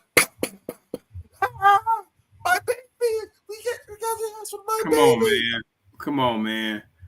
Pregnant woman amping up a situation with some other people. Yeah. Well, this is why, you know, unfortunately, a lot of women are getting this label of being masculine. And I won't even say, you know, because I think back to the show that we had with the sister, you know, where she said she didn't care for that. But there's a reason why men are saying that. They're not making it up. And they're not even emulating the best masculine features that men have to offer. They're emulating the most despicable. And it is a thing. You understand what I'm saying? It is a thing. It's undeniable at this point. You know, you had a pregnant girl that robbed some people at gunpoint or tried to. They killed her ass and her unborn child. This was a few months back. You understand? So Cardi and others who want to run it up when you pregnant because you think you protected, no, you're not. Because people are going to defend themselves. Oh, yeah. You understand? And you are out here being obnoxious and trying to look as threatening as you possibly can. Yeah, it could backfire on you. You need to watch that. The problem is this culture of dysfunctional female behavior has resulted in people taking the kid gloves off. Yeah. And we talk about this from the male perspective, but we don't speak on how this is also occurring with the other women. Yes. The specialness of women is diminishing. Yes, it is. The rights, the privileges, the bed of roses that women have enjoyed, not just from men but from each other, is being eroded because they are making it to the point where you can't see that anymore. Someone, and I'm going to assume it's a Cardi B fan, but someone took the time out to create a list, and I think it's both troublesome that a list could be compiled like this, but it's also troubling that someone else can be bothered to make that kind of pay that kind of attention. I couldn't imagine it. Yeah. But they compiled a list of everybody to date that Nicki Minaj has harassed, and nationally, I'm sure it's probably a whole lot more people that got stuff. They said Cardi B, probably the peak at the tip top. Megan Thee Stallion. Yeah. Doja Cat, Lotto, Iggy Azalea, Lil Kim, Remy Ma, Queen Latifah, Missy Elliott, Asian Doll, City Girls, Beyonce, SZA, Doechii, Coi Leray, Azalea Banks, Jay-Z, Safari, Instagram, a whole media outlet, TikTok, Mariah Carey, Gucci Mane, Taylor Swift, Miley Cyrus, Demi Lovato, Meek Mill, Kanye West, Kylie Jenner, Stormy, Travis Scott, random Twitter stands, multiple people, just categorize them. Sarah Abraham, don't even know who she is. I don't even know who that Lakia, Erica Banks, Young Baby Tate, Jason Lee, Wendy Williams. She ain't relevant no more. Ice Spice, Normani, who bothers nobody. Yeah, Normani bothers nobody. Lady Gaga, Leanne, Summer Walker, Mariah Lynn, RZA, multiple fashion designers, Elon Musk, Jesus Christ, Rock Nation, Desiree Perez, JK, 7 with Lotto, I guess, whatever that is. Yeah. Migos, Young Miami, JT, Drake. They're predicting that she's going to strike it up with Beyonce again midweek. Culture, that's a new one. Blossom, Wave, TMZ, The Breakfast Club, Billboard, Mona Scott, Gayle King. And then the person said, and y'all still claim she's not the problem. Yes, she's very problematic. But I want to be clear on that. Even if with this whole beef she's in now with Cardi B, even if she is the problem, this is part of her tour de force. Yeah. Cardi B may not have the extensive track listing, so to speak, as Nicki Minaj, but she very much is up there equally with her. Yeah, she is. Because anybody that is willing to go to the same depths and lengths as somebody else, you're showing that is your peer. I don't care who I've got into it with. And I've had some real serious beefs. I'm talking about beefs that could have ventured into the criminal levels. We're talking some serious heavy charges. I've had my share of beefs and issues with people. Not many, but I've had them. And no matter what depths I was willing to go to with that person, there's still certain lines of things that I'm not willing to cross. There's still certain things I'm not willing to say because that's not my character. Facts. Well, you have character. There are certain levels that I can go down to. I can get in the dirt. Yeah, anybody I can go there. Anybody can. And come out on top. I can go there if I choose to go to. But even there's certain areas of the dirt I'm not willing to go in. I'm willing to get this filthy. I'm not willing to get disgusting. And no matter what you say or do, you're not going to take me there. Thanks. If you're willing to go there, that's an indictment of yourself. And again, got to harp back on this to the Cardi B fans and the Nicki Minaj fans, but fans of other problematic people. We talked about how David has developed a fan base now in light of his circumstances. Streams have doubled, whatever. Yeah. You have to start questioning, what is it about this person that draws me in? Facts. The entertainment, the media, the music that I personally take. I'm just talking about me. I don't know how Ant gets down. I don't know how you get down, Major. I'm just talking about little Bobby. Yes. There are certain artists that I can't listen to, no matter, and I like them in the past. Mm-hmm. But my principles and what I know about this person makes it so that it's no longer a vibe. I can't rock with you. I used to love R. Kelly's music. Right. And then once I found out who he was, I can't listen to that garbage no more. I can't do it. It comes on the radio, I'm changing. If someone's playing it somewhere, I might very well walk out of wherever the venue is until the music switches or something like that. I can't be around that no more because that's not my spirit. Mm-hmm. The artists that I listen to big time, they get the most replay value in my ears. Yeah. Clean hands. Maybe they got some dirt, but I don't know about it. Yeah. That's it. Until I find out. So if certain people, if you're listening and seeing live what Cardi B is saying, what Nicki Minaj is saying, and you still got that music turned up and you working out, you shaking your ass, whatever to it, at some point you have to start questioning who you are as a person. Facts. Yes. And that's the biggest issue that I have with a lot of these birds out here. You know what I'm saying? It's not just Young Thug's fan too. This don't just apply to women too. Young Thug. No. But this is the main story. We're still talking about Nicki and Cardi. I just want no deflection. You ain't talking about your women. No, it goes for the fellas too. They not immune to. I just banged on R. Kelly. Exactly. And we've already talked about Young Thug and Dame Dash. That's another thing that gets on my nerves. Those are just overgrown children. Oh, you hate the women's. No. Right. This is what is going on. They wanted this attention. And so they're going to get this work, period. You know what I'm saying? It don't matter. Again, women are so used to having their asses kissed that when you treat them like everybody else, they feel like they're being attacked. You understand? No, we don't do that here. And these two are very, very dangerous. You know, and that's why we have to really talk about this and we have to push back against this as a society. Like you said, I be looking at these women like they got 3 heads. What the fuck do you see about Cardi B and Nicki Minaj that make you attracted to them? And you're supposedly this intelligent, progressive woman that has all these positive things going on in her life. Because look, man, people talk all the time. I don't listen to Kodak Black at all. I don't listen to Future. I like some of Future's songs. The song might sound good. If it's on the radio, I'll play it or whatever. But like, I don't buy none of these people's music. I don't go to their concerts. I don't follow them on social media at all.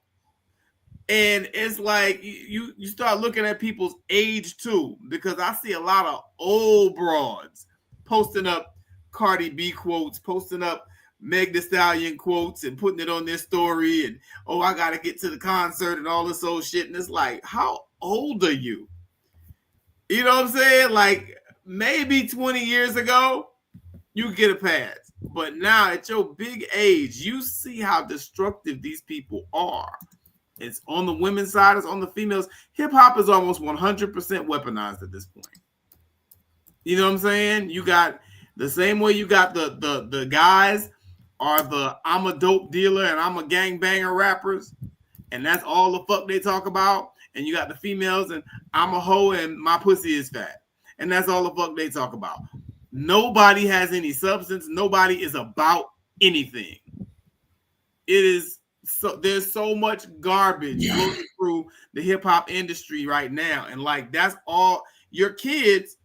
Again, they ask this dumbass question, well, why you care so much? Why you care? Because, dumbass, they're influencing you constantly. And your kids probably draw more influence from Nicki Minaj, Cardi B, Meg Thee Stallion, and all those people than they do from you. That's a fact. And it may not even show up every day because it's subliminal.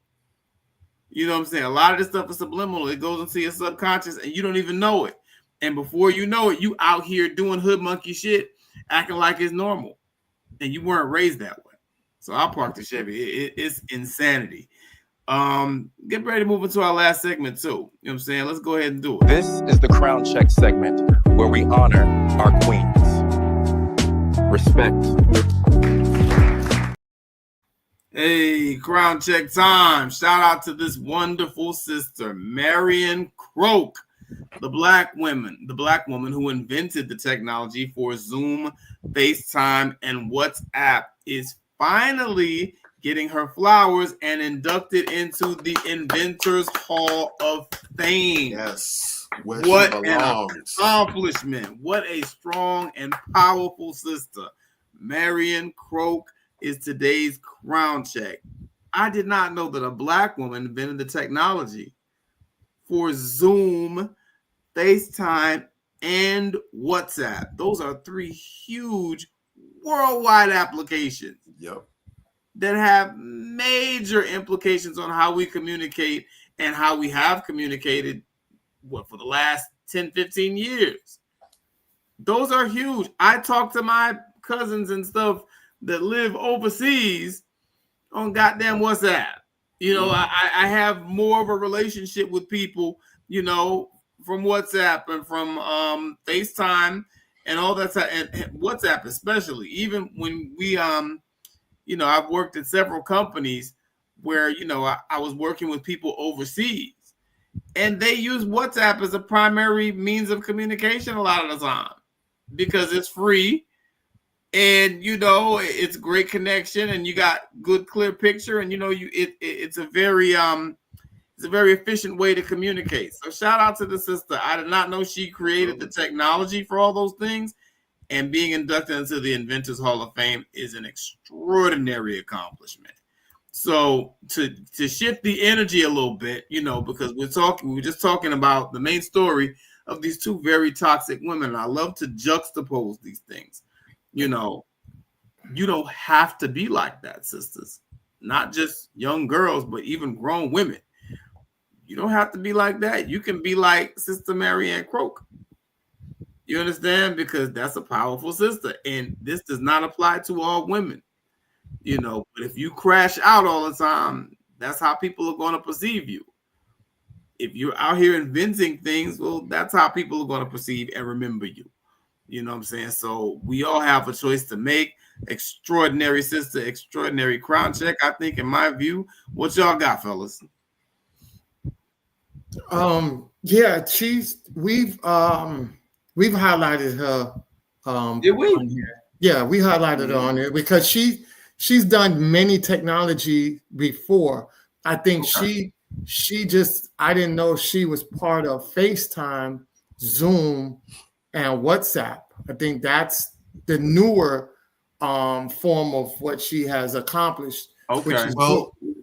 Well, specifically what she did, the reason why they listed with all those, and it's not just those, but she wasn't the sole, but she was a key component of the team that helped develop VoIP or voice over internet. Voice over IP, yeah. So pretty much anyone that set up where you can have telecommunication. So it's not even just Zoom and that, but anybody that has those internet-based phones. So if you had those, so you know, back in the day, for all the youngins, there was a time when we actually had landline, what they call landline phones. And so you had to plug your phone in, and it was hooked by the phone company. It's AT&T. It wasn't just for cell phones. It was actual telephone poles that connected that. Yeah. But then we updated to VoIP or voice over internet, where your Ethernet line, your internet, and your Wi-Fi could take over the same job and allow you to talk instead of over phone lines over the internet.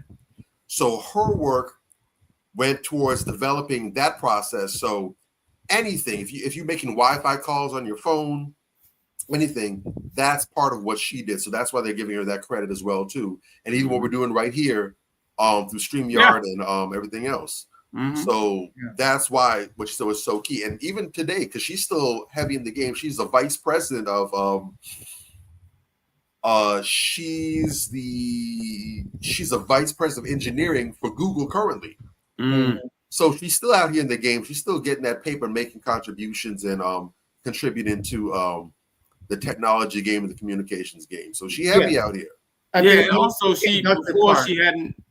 before she hadn't been inducted into the Inventors Hall of Fame. She might be back on here again. She keeps doing shit. Yeah, she is phenomenal. But that's why I said when we had our guests, I was like, you know, where are the women that inspire other women? You know, like you have these we have these elder generation that know their purpose, understand what they had to do for the ancestors. But what is the newer generation? Who are the ones picking up the torch after these women? Right. That, yeah, you know, we're the same age, but look, I'm doing this. Instead, we're seeing all these women picking up the torches of Cardi B's and the Ice Spice and the Megan Thee Stallions and the Nicki Minaj. You got the Barbs and what's Cardi's group called? Barty Gang or something, I think. Oh, that's the Barty Gang or something. I'm disgusted that I even know that. Yeah, it's like, it's crazy. Like, they got cult followings. Yeah. And nobody's cult following somebody like Mrs. Croak. Like, that's crazy. But yeah, I land my plane on that. Super dope show tonight. Facts. Big ups to her. And the crazy part is there's a number of sisters that specifically have made heavy dents in the world of telecommunication technology. You got Marion Croak, we just talked about, but you also got Dr. Shirley Ann Jackson. So she's a doctor from MIT, and she was her work helped to create the touch tone telephone, portable fax machines, fiber optic cables. You know, fiber optic right now. Back then, that was like, you know, a Hail Mary. That was like a pipe dream. But nowadays, fiber optic is the future now. Yeah. Fiber optic, caller ID, call waiting. Then you have Marie Van Britton Brown. She was a nurse from Queens, and she invented the first home security system that used TV surveillance. Mm-hmm. So the Ring cameras that you got now, the Amazon cameras, all that stuff right there. Yeah. You know, so sisters have a track record of being deep in that game. If there's going to be a cult following, like you said, it needs to be in these areas where it's not out of the norm, where Black women are expected to pop up and make something pop off. Yeah. Mm-hmm. So there's already a trail that's been blazed to an extent. All you got to do is come right back in the footsteps of those that already paved the way and make your impact and further take us into the future. Because I can assure you, as gross and disgusting and distasteful as these birds are, the Nicki Minaj's and the Cardi B's, 10, 15, 20 years from now, ain't no one going to be talking about them. No. They will fade into oblivion, as most trash inevitably does. But the work that sisters like this and others have done, it will stand the test of time, and that's worth investing in. Yeah.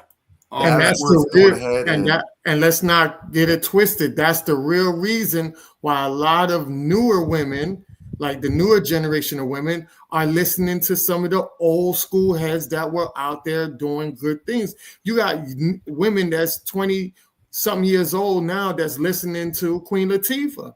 Like, everybody ain't on that garbage, and they understand quality. So be a part of that, or you're going to get left behind. See, when you are quality like that, your legacy lives on forever. When you're on this trash shit, your shit is just temporary. Ain't no digging the crates to look for no Nicki Minaj, I can assure you.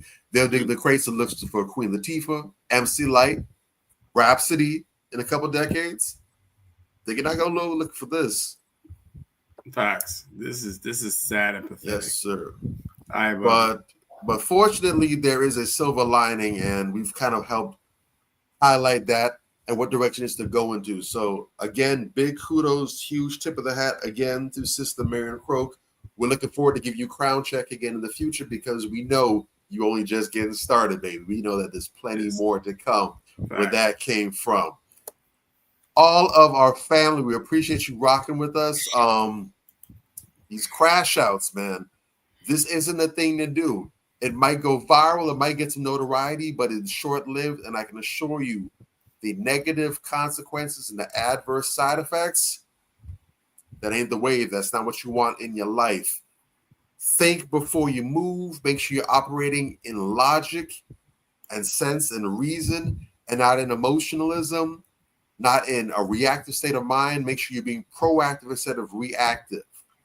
All right. That's the only way, especially in the days that we're living in now, in the days to come. That's the only way you're going to make it. The crash outs are literally going to be the first in the line of fire. They're going to be the first ones knocked down. They're the cannon fodder. Make sure that you're deep in the cut, because your reason and your strategy carries you above and beyond the fray. All of our family on Facebook, YouTube, Instagram, wherever, however you're hearing this, we appreciate y'all. And if you like what you heard tonight, please go ahead and show some love. Like, share, and subscribe. I know you did it already, but humor me. Just do it again one time. It is. Double check to make sure that bell icon right up there, make sure that you selected all notifications just in case something went awry, in case YouTube unsubscribed you or something to that effect. We're not going to go crazy on your timeline. We're not going to go ahead and sound the warning bells nonstop. But when we go live, when it's time to chop it up with the family, you will have the invitation so you can join us front side. Want to thank all of our folks that kicked up with us live in the chat. We appreciate y'all. We will catch you all next week, same time, same place, 8 p.m. Eastern Standard Time. But until then, I have the Major Gauge above me here. And one more time, we got the birthday boy, Anthony Malcolm, 2 times for your soul, my brother. And it's yours truly, prestigious Bobby Drake. And together we are Manversations 2020. Yeah. Manversations. Man up. Manversations. Man up. Manversations. Man up. Manversations. A place where we inform, build, and inspire. Manversations. Man up. Manversations. Man up. Manversations. Man up. A place where we inform. Manversations. A place where we inform, build, and inspire. You gotta eat what you kill. You gotta go out there. You gotta hunt for your meals. We all have that ability to connect with people, to be that motivational person in somebody's life. You gotta let people know there's certain lines you don't cross, and that there's gonna be consequences if you do. Man up. If you are an adult and you are in a relationship, that person's emotions are not your responsibility. Man up. Manversations. Man up. Manversations. Man up. Manversations. A place where we inform, build, and inspire. The devil, during slavery, destroyed the masculinity or manhood of the so-called Negro. No man. No man. Right now you got to be trained all over again to be a man. When someone is obligated to do something, it is binding upon them to do it. And failure to do it causes reaction. Man up. Position make you rich. I don't have that type of richness. My richness is life forever. If that people knew their glorious past, if that people knew their glorious past, if that people knew their glorious past, then they would be more inclined to respect themselves. I'm not saying I'm going to rule the world or I'm going to change the world, but I guarantee that I will spark the brain that will change the world. And that's our job, is to spark somebody else watching us. A place where we inform, build, and inspire. Manversations. Man up. Manversations. Man up. Manversations. Man up. A place where we inform. Manversations. A place where we inform, build, and inspire. You want to tell me about yourself? Go get your friends. I'll tell you who you are based on who your friends are. Don't just live and die. That's an ugly existence. Make your life matter. Make your life count. Live a life where people can actually mourn you for the things you left behind, not just because you were around and existed. We need strong black nuclear family. Yes. Yes. That's what it is. Mother, father, son, daughter, all in the same house with a focus on the family unit as a whole. We had Tulsa, Atlanta, New Jersey, Detroit. We had Rosewood. We had Black Wall Streets all over. The Republicans aren't for us, but the Democrats aren't for us either. And we should have no alliance to any political party. We only have alliance to what is in our own best interest. A place where we inform, build, and inspire. Manversations. Man up. Manversations. Man up. Manversations. Man up. A place where we inform. Manifestation. A place where we inform, build, and inspire. At the end of the day, as men in the community, we must stand together and be counted because people look to us for guidance, leadership, and protection. And if we are not about that business, we are not on our job. Here we have grown-ass man conversations in the spirit of that purpose. Anthony Malcolm, Bobby Drake, Major Gage, we are. This is Manifestations 2020. Manifestations. Man up. Manifestation. A place where we inform, build, and inspire.